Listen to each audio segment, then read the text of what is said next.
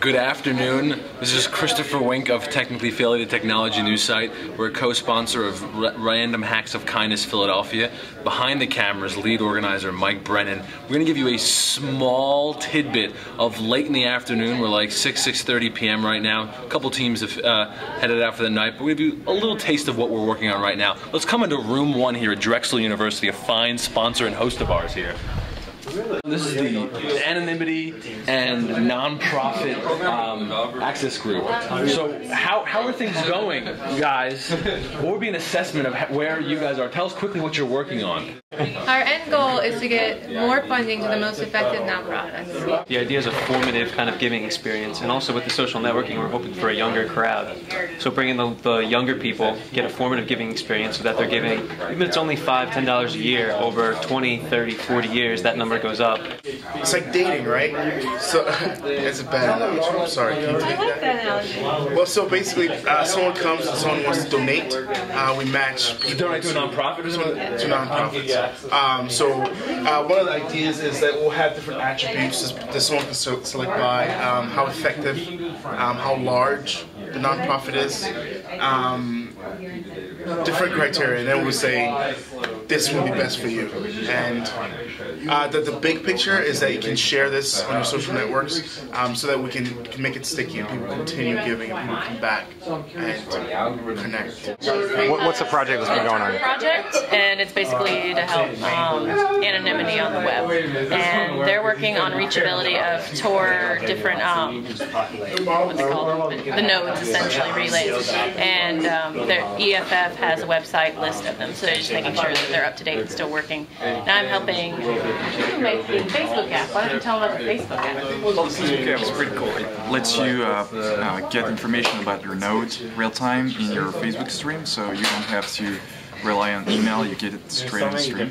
So we're just working on that and making progress, actually. We're working on a project for Tor that basically checks the status of relays submitted to Tor through the EFF Tor challenge, which is trying to get the community to give more relays to Tor. And so, why are having more relays important? The more relays, the more anonymous the users are, and the more reliable the network will become. So that was room 1. As you see, we're working on a nonprofit project, a nonprofit fundraising project, and an international anonymity project. Those are big scale projects. In this room here, in room 2, if you will, there are projects around open data movement. There was a global and a local side of things. So actually, we stumbled upon Mark Head, who a fine developer with Voxio Labs, who was advising a group. Right. What is that group doing? It's Philly Snap is the brand name, kind of marketing behind here as well. What does Philly Snap do, Mark? So SNAP is the Supplemental Nutritional Assistance Program. And here's the rest of the Philly Snap team. Come join. So Philly Snap is a way to help people that get assistance in buying food to find fresh produce and food in their neighborhoods. And how will they do that? What tool have you created? They will use a traditional cell phone. It does not have to be a fancy smartphone. It can be any cell phone that is capable of sending a text message, and they can find locations in their neighborhood that sell fresh food. And you'll also get healthy tips, information on living healthy. Why is text messaging more important than a smartphone? Why is that important? Because smartphones are expensive. Not everyone has them. Text messaging is almost a universal way for people to access information because everybody's got a cell phone. The penetration rate is really, really high. And almost all of them can send text messages. They don't have to be a fancy smartphone. They're not expensive. The people that don't have internet access have access to these phones. So it's a way of enabling almost anybody to find locations that have fresh produce in the neighborhoods. Beautiful. Philly Snap. Thanks so much for that. We have a couple other groups that are still here. Joanne, do you want to talk to us at all about what your team was working on? Joanne was just trying to sneak out. Joanne was with a great group that had left a little bit earlier, and you guys were doing a project around Philadelphia City Council information. What's at least the project idea? Project idea is we're taking all this data from the Philly legislation site, and we're trying to basically organize it. We're right now one of the Code for America fellows, Jumbe. he's scraping the data and storing it in a database, but we're just trying to break it up into smaller pieces so we can categorize the data better and then share the data in an easier way and possibly even visualize it. So people know what legislation or conversations are happening at the legislative district. Wonderful work. I look forward to seeing more from that. Okay, what are you guys doing? What we're doing is we're trying to develop a website to let citizens know exactly what kind of hazards they have within their area. Unfortunately, we've been dealing with absolutely horrible data sets, mainly from the federal government. Citizens would be better equipped to mitigate the hazards around their homes, around their workplace.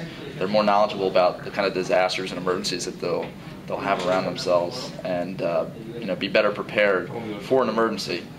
So hopefully by tomorrow we'll have a system that people can go online and actually search their area here in Philadelphia and find out about how many tornadoes might have hit in the past 50 years, and know kind of an idea of what the emergencies are. So we have data from satellites and from various stations, and we're building maps with contour lines. I guess we'll be able to compare the weather data from satellites with the weather data from weather stations on the ground, and so people can see how having frequent updates from weather stations on the ground can give you more accurate results or better results. Try to compare the information, satellites and ground data, and try to make an incentive to the local weather institutions in developing countries so they can start to update the information. So let's just do a little bit of a review of what you just saw. 6 wonderful projects here toward the end of day 1 of Random Hacks of Kindness Philadelphia. You saw just before the platform to verify ground data and satellite information using NASA and World Bank information to kind of be able to compare and contrast different ground water problems. Philly Snap, you saw the SMS text message device to be able to connect people with nearby fresh produce that's affordable and has a locality to them. We have the Philly City Council legislative data, which could create some tools to allow people to interact with legislation that's happening at the city level. A project to check the status of Tor relays. So the Tor project's getting a boost here in Philadelphia, which helps anonymity, trafficking in the web anonymously.